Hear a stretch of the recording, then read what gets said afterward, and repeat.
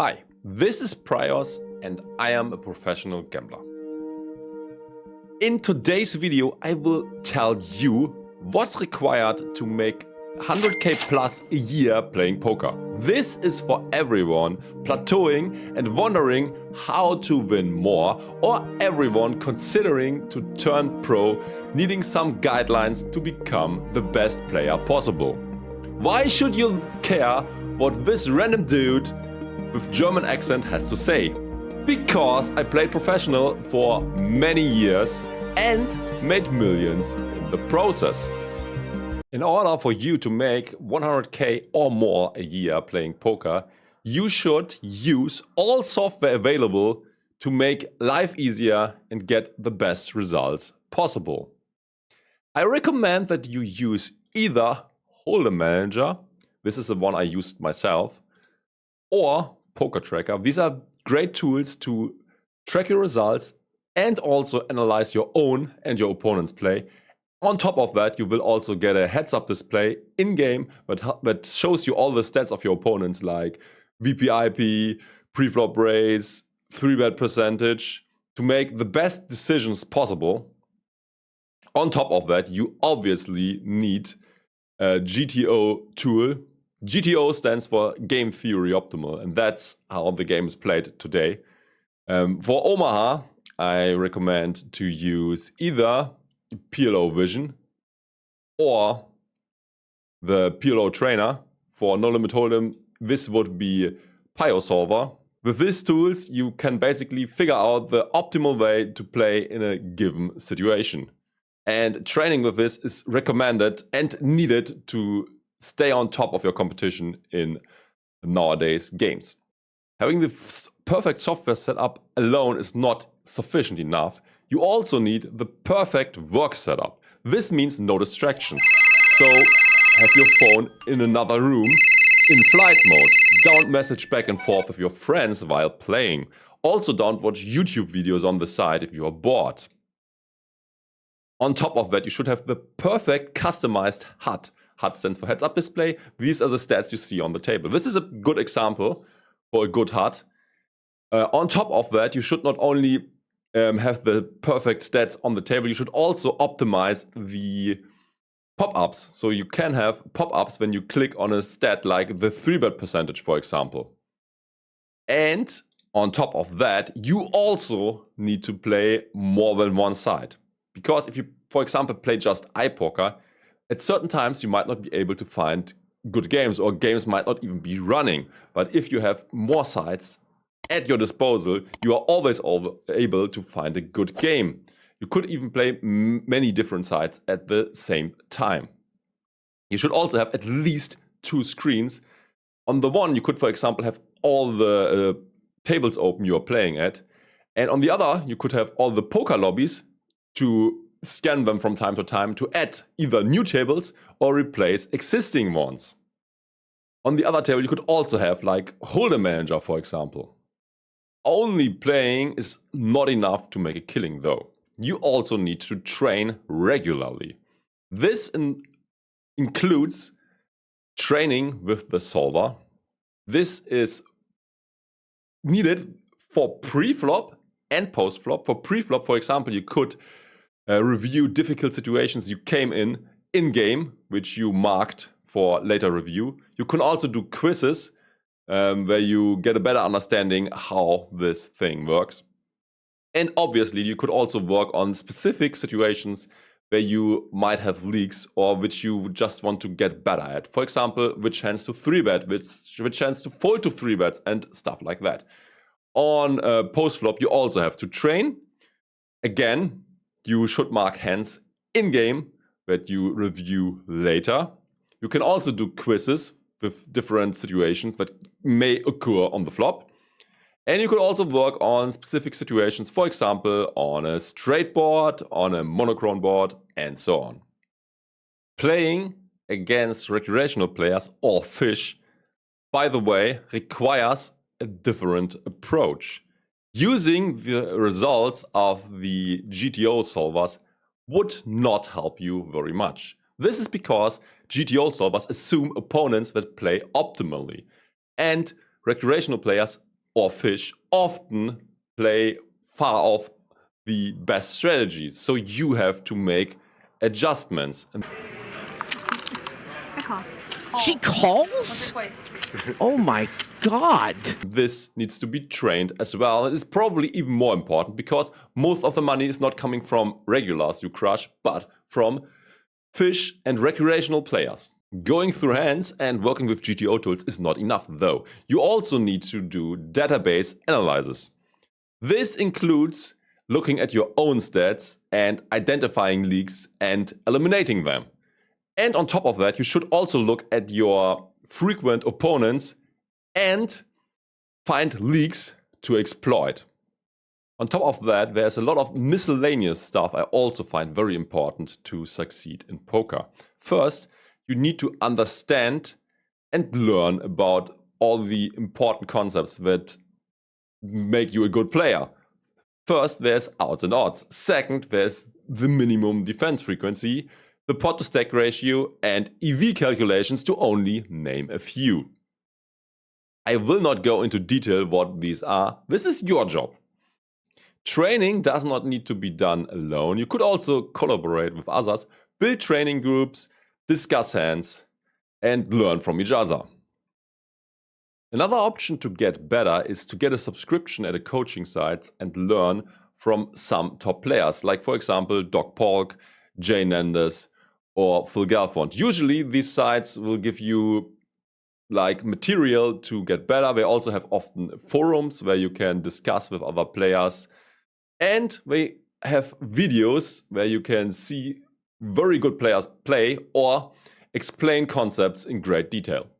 Maybe you are looking for a less standardized option, then coachings might be for you. You could book a good player to look into your game and in your stats, and maybe they will be able to identify leaks you cannot find on your own. And then you would have new ideas how to improve even further. Keep in mind though that these coachings, especially from top-notch players, will be very expensive.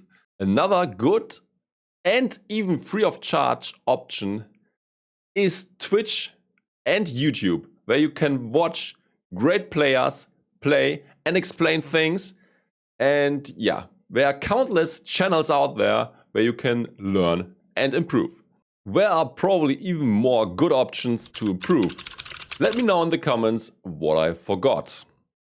Being a poker pro is not only about training, but also about playing poker. You should try to optimize every aspect of it. Try to find the optimal number of tables for you to play in order to maximize your hourly rate. Holdem Manager, for example, is great to do that, as you will have statistics on this topic as well, and then you could determine what's the optimal number of tables.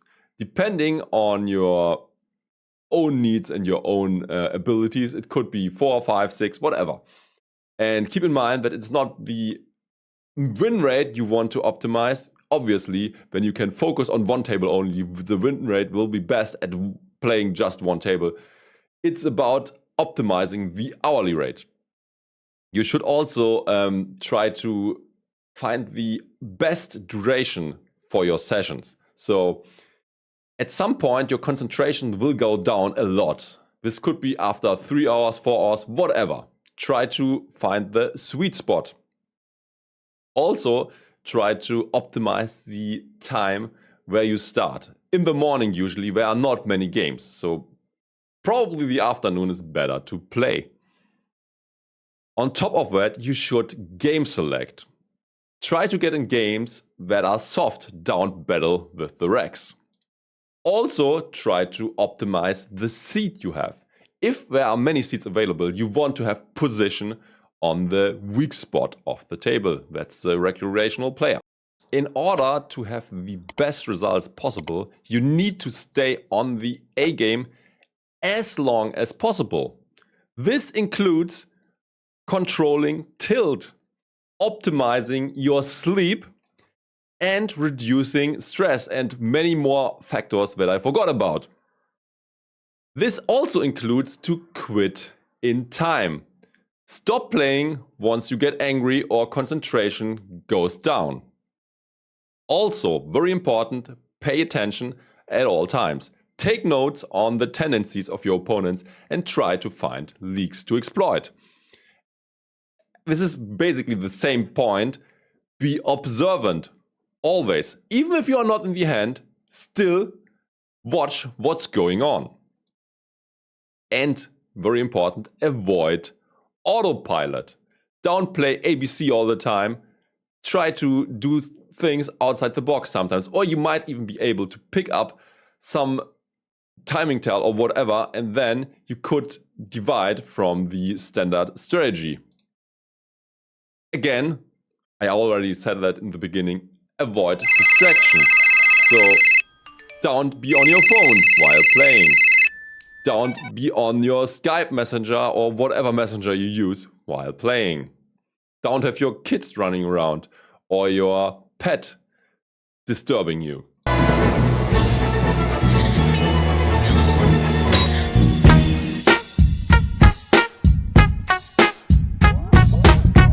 Also, very important, even if you have all these things mentioned before dialed down perfectly, you will fail if you don't have proper bankroll management. This means play within your means. Don't go into games where you're not rolled for. If you risk all your money at once at a table, you will get busto at some point. Because poker is not just skill, but also luck is a very big factor. And if you cannot manage your money and your risk, then you will not succeed. Also, a very important aspect is the psychology. If you fail here, you will not make it either. So you have to control your emotions when playing. Or at least control them better than your average opponent. It's on me? What the fuck, man? This motherfucking shit. Come on. The fuck? Dude, you fucking asshole motherfucker. What the fuck?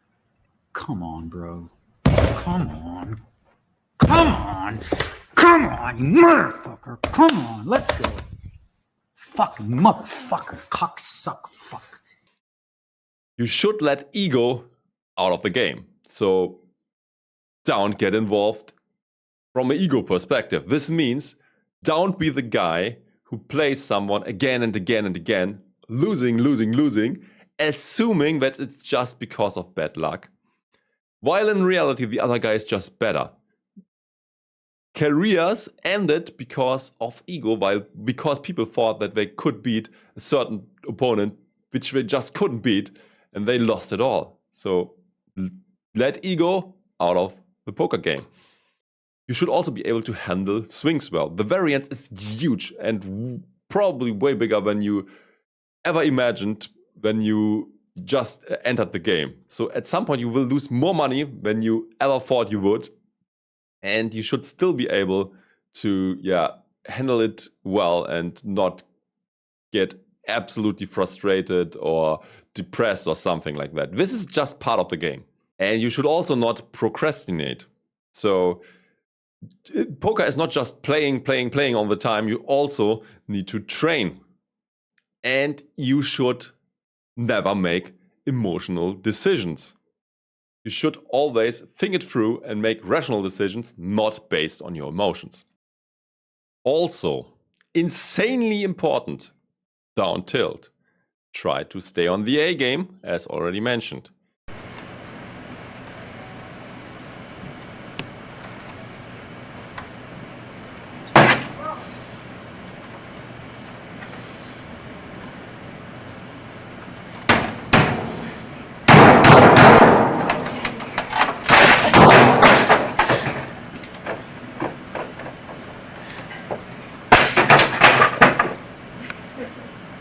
And if you tilt sometimes, you need to get very self-aware. Once you get into this state, you absolutely have to quit or find a possibility to calm down, because otherwise your bottom line will get hurt a lot. And that's all I've got for today. Please let me know which useful tips I forgot. Thanks for watching. Please make sure to like and subscribe if you got something out of this video. And watch this video next to learn more about self-awareness and how to tilt less. All right, I'm out of here. I'm too steamed up. This motherfucking piece of shit, cocksucker, fucking shit. This is the pain of online poker. I'm gonna see you guys later and try and figure out a plan B. Peace, y'all. Tilt.